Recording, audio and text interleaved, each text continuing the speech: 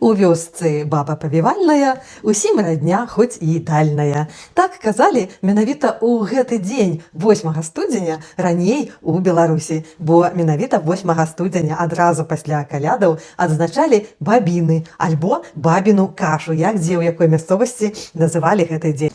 Гэтым днём прыносілі свае падзякі бабкам-павітухам, тым, хто памагаў жанчынам разрадзіцца, тым, хто дапамагаў дзеткам з'явіцца на свет Божы. Менавіта гэтыя бабкі славіліся ў гэты дзень. Ім прыносілі падарункі, маглі нейкія смакотачкі для іх гатаваць, а гэтыя бабкі-павітухі сустракалі сваіх гасцей кашаю, таму і дзень называецца бабіна каша ці бабіны.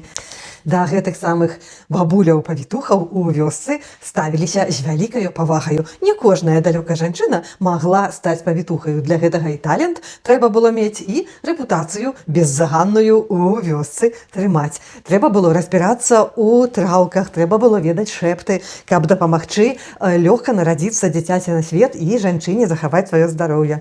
Таксама да бабуляў-павітухаў у гэты дзень прыходзілі не толькі жанчыны, которые нарадзілі, але і маладыя жонкі, которые нядаўна выйшлі замуж і которые хацелі мець дзяцей. Для іх у бабаў-павітухаў былі свае абрады. Напрыклад, яны кармілі іх бабінаю кашаю з лыжкі, каб жанчыны нараджалі здаровых дзетак.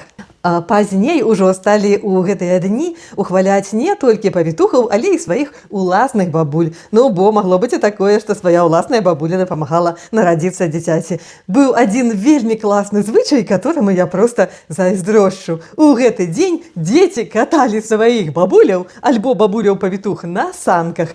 Уявіце толькі сабе, па вёсцы у санках едзе такая баба-павітуха, которая прыняла на гэты свет у гэтай вёсцы з дзясятак, а мо і больш дзяцей, і гэтыя дзеці валакуць яе на саначках. Гэта ж такое паспрабаваць хоць раз у жыцці, ну так было б што ўзгадаць.